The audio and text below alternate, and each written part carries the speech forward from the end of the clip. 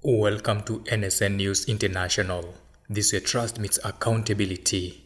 Now, Babu Owino has signaled break from ODM and has bet on independent path for Nairobi gubernatorial seat in 2027. In Nairobi, Kenya, Embakasi East Member of Parliament Babu Owino has sent shockwaves through Kenya's political landscape after indicating he is preparing to part ways with the Orange Democratic Movement, ODM, the party that nurtured his rise from student leadership to national prominence. The move, still informal but increasingly public, has ignited debate about loyalty, ambition, and whether a high-profile politician can win Nairobi's top job without the backing of a major party. For years, ODM has been central to Babu Owino's political identity. The party platform propelled him into parliament and amplified his combative, youth-driven brand of politics. Allies within ODM point to the party's machinery, grassroots networks, campaign financing, and national visibility as key ingredients in his success. Critics, however, argue that Owino's popularity has always rested more on his personal following than on the party label he carries. Now, as 2027 gubernatorial race looms, Owino appears ready to test that theory.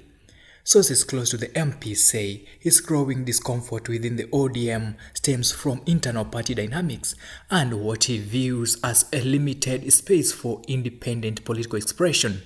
While he has stopped short of formal resignation, his recent statement suggests he believes his political future in Nairobi does not depend on party structures. ODM made him, yes, but Nairobi also made him, said a political analyst familiar with the city politics.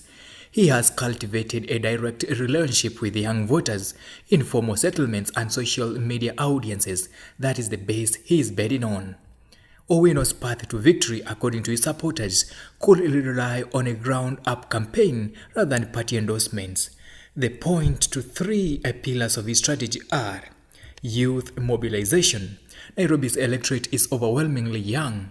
Owino's outspoken style, activist background, and constant online presence has earned him loyalty among first-time and repeat youth voters who feel disconnected from traditional party politics. Urban populism, by focusing on bread and butter issues, housing, jobs, public transport, and county services, he aims to frame and raise as a contest between the political establishment of an outsider fighting for ordinary Nairobians. And thirdly, personal brand over party. In recent elections, Nairobi has shown a growing willingness to vote for personalities rather than parties. Owino's camp believes his name recognition and visibility can offset the absence of ODM party's ticket. Still, the gamble is significant. ODM remains one of the most organized political forces in the capital, and breaking away could alienate long-time supporters who see the move as political ingratitude. Party loyalists have already accused Owino of abandoning the very movement that gave him relevance. Winning without ODM could also require a flawless campaign operation, polling agents, funding, and ward-level coordination, tasks traditionally handled by party and machinery. Whether or not Owino ultimately runs as independent, his apparent departure from ODM has already reframed the 2027 conversation. The race is shaping up as a test of whether Nairobi's politics have fully shifted from party loyalty to personality-driven campaigns.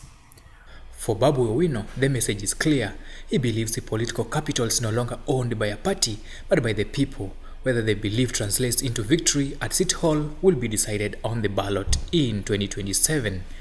This is NSN International. Goodbye.